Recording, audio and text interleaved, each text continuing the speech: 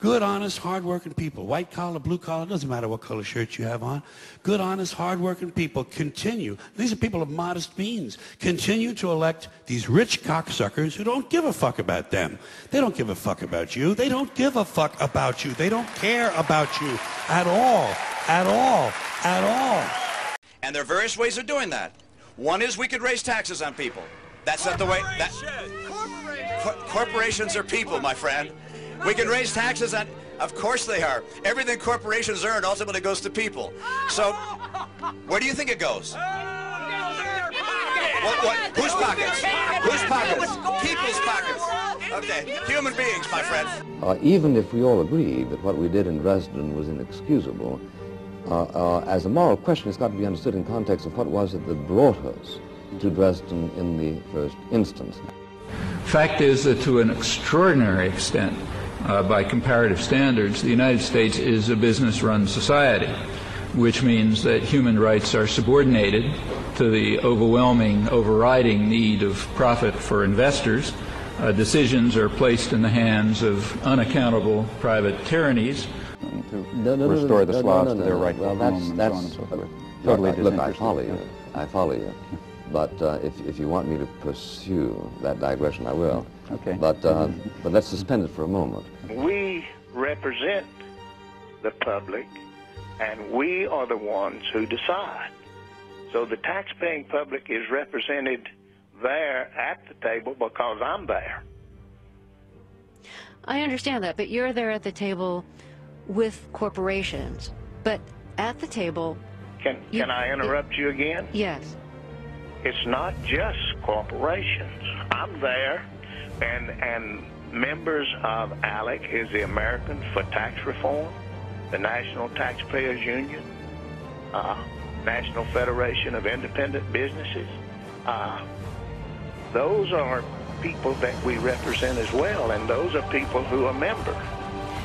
But those are all pro-business, anti-tax groups. People not represented at the table include workers, union members, teachers, students, no, ma'am. patients, No, ma'am. patients who can't pay medical bills. Wrong.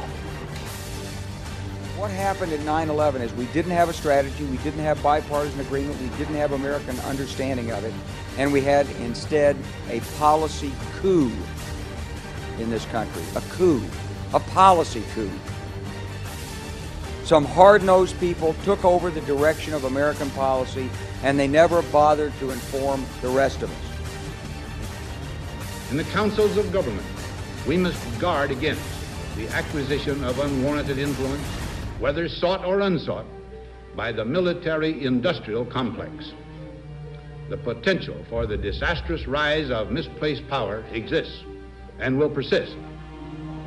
We must never let the weight of this combination endanger our liberties or democratic processes. We should take nothing for granted.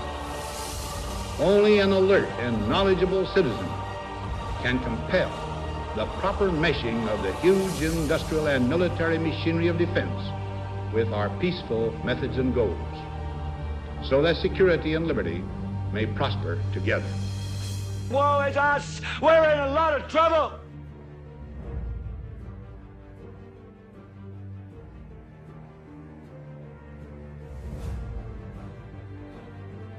Are you ready to take the oath? I am. Please raise your right hand and repeat after me.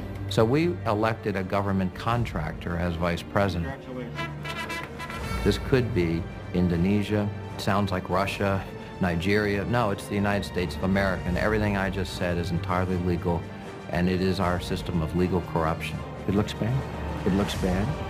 And apparently Halliburton more than once has overcharged the federal government. That's wrong. How would you tackle it? I would have a public investigation of what they've done. 2/3 of Americans say it's not worth fighting. So? So? You don't care what the American people think? No, I think you cannot be blown off course when the 12th largest company in the world controls the most awesome goddamn propaganda force in the whole godless world? Who knows what shit will be peddled for truth on this network? Before the break, we asked you, should CIA personnel be prosecuted for using enhanced interrogation techniques? We got a big response tonight, but it was very one-sided. 99% said no, 1% of you said yes. This is mass madness, you maniacs!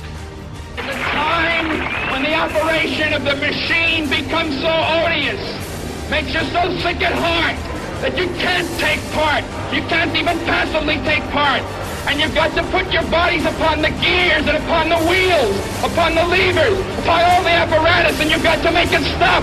And you've got to indicate to the people who run it, to the people who own it, that unless you're free, the machine will be prevented from working at all.